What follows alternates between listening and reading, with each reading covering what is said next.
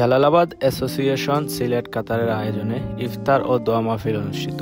রমজানের প্রতিটি মুহূর্ত রহমত, মাগফিরাত ও নাজাতের বার্তা বহন করে। হ্যালো গাইস, আসসালামু আলাইকুম। আজকে চলে আসলাম আমরা গরুয়া রেস্টুরেন্টে। এখানে জালালাবাদ অ্যাসোসিয়েশন সিলেটের আয়োজনে আজকে ইফতার মাহফিল, তাদের এই ইফতার ও দোয়া মাহফিলে আমরা উপস্থিত হয়েছি। আজকের এই ইফতার মাহফিল জুড়ে আমি পুরো ভিডিওটা আপনারা উপভোগ করবেন।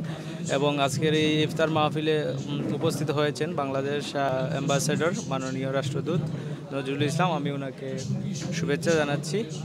এখানে এসেছেন, এছাড়া অনেকেই এসেছেন আজকের এই ইফতার মাহফিলে। প্রায় 3 শতাধিক মানুষ এসেছেন আজকের এই ইফতারে উপস্থিত হয়েছেন, ইফতার করবেন।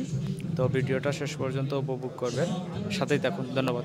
পবিত্র মাহে রমজানের বরকতময় সন্ধ্যা জালালাবাদ অ্যাসোসিয়েশন সিলেট কাতারের আয়োজনে এক বিশেষ ইফতার ও দোয়া মাহফিল অনুষ্ঠিত হয়েছে। এই মহতী অনুষ্ঠানে দেশ, জাতি এবং প্রবাসীদের কল্যাণে বিশেষ মুনাজাত করা হয়। ইফতার মাহফিলটি অনুষ্ঠিত হয় ফিরোজ আব্দুল আজিজ গরুয়া রেস্টুরেন্টে। সংগঠনের সাধারণ সম্পাদক আব্দুল মালেক ও রেজাউল করিম রেজু এর যৌথ সঞ্চালনায় অনুষ্ঠানের কার্যক্রম পরিচালিত হয়। পবিত্র কুরআন তেলাওয়াতের মাধ্যমে শুরু হয় মাহফিল।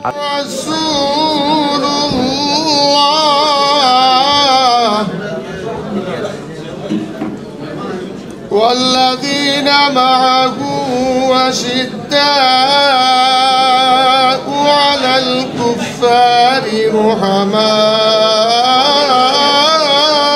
بينهم।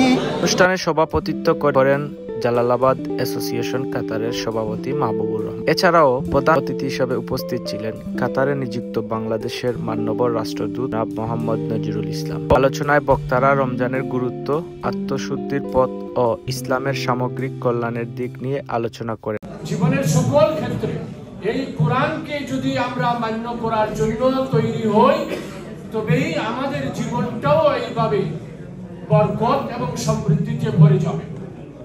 আল্লাহ সাল্লাল্লাহু আলাইহি ওয়াসাল্লাম বলেন, যে ব্যক্তি ঈমানের সাথে ও সওয়াবের আশায় রমজানের রোজা রাখবে, আল্লাহ তার পূর্ববর্তী সব গুনাহ মাফ করে দেবে। বুখারী ও মুসলিম শরীফের হাদিস। এই মাহে রমজানে প্রবাসীদের ঐক্য, সমাজ কল্যাণমূলক কার্যক্রম ও দেশপ্রেমের প্রতি গুরুত্বপূর্ণ হয়। পরিশেষে দেশের শান্তি, মুসলিম উম্মাহর ঐক্য, প্রবাসীদের সাফল্য ও সকলের সুস্থতা কামনা বিশেষ দোয়া ও মুনাজাত পরিচালনা করা হয়।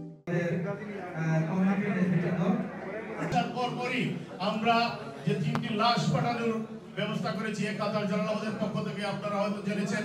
এবং তারা আমাদের নামাজ को हमारा ये रोजा का कबूल करे দিয়েছে, এটাই আমরা মেনে নিয়েছি, আমরা এটাই মেনে চলতেছি এবং আমরা এটা মেনে চলবো।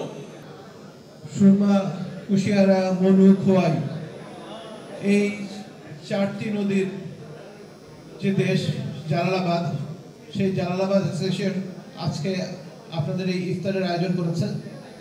এই জন্য আমি তাদের সবাইকে আন্তরিক ধন্যবাদ জানাচ্ছি। রমজান মাস আল্লাহ তাআলার পক্ষ থেকে আমাদের জন্য একটি বিশেষ নিয়ামত। আল্লাহ তাআলার রহমত অর্জন করে দুনিয়া এবং আখিরাতে কামিয়াবি এবং বেঁচে যাওয়ার একটি বড় একটি উপায়। আমাদের যাদের জীবনে এই রমজান মাসটা এসেছে, এই রমজান মাসটা যাতে আমরা নষ্ট না করি। এই রমজান মাসে আমরা যেমন আল্লাহ তাআলার কাছে বেশি বেশি করে ক্ষমা প্রার্থনা করব, তেমনি আল্লাহ তাআলার কাছে ক্ষমা প্রার্থনা করার আরেকটি উপায় হলো অপর ভাইকে সাহায্য করা, অপর ভাইয়ের দুঃখে দুঃখিত হওয়া, অপর ভাইকে কোনো অসুবিধায় তাকে সহায়তা প্রদান করা। আমি কাতারে দেখেছি যে আপনাদের মধ্যে এই চমৎকার সৌহার্দ্যবোধটা আছে। দলমত নির্বিশেষে বিভিন্ন বর্ণ, গোত্র, দল কিংবা রিজিয়ন বা অঞ্চলের উদ্যোগে কিন্তু আপনারা একজন আরেকজনকে আজকে হেল্প করেন এবং তার একটা বড় প্রমাণ কিন্তু আজকে এই আমরা এই জালালাবাদ অ্যাসোসিয়েশনের এই অনুষ্ঠানে দেখতে পাচ্ছি। জালালাবাদ অ্যাসোসিয়েশনের এই যে কমিটি, ওনারা যে উদ্দেশ্যে আপনাদের সাথে আজকে ইফতারের আয়োজন করেছেন, তাদের এই যে ভালো একটি উদ্যোগ, এর মাধ্যমে আমাদের কমিউনিটির সবাইকে যাতে আল্লাহ তাআলা তার খাস রহমত সবাই একসঙ্গে ইফতার করে। আল্লাহ আমাদের সবাইকে এই রমজানের বরকতপূর্ণ মুহূর্তগুলো যথাযথভাবে কাজে লাগানোর তৌফিক দান করুন। আমিন।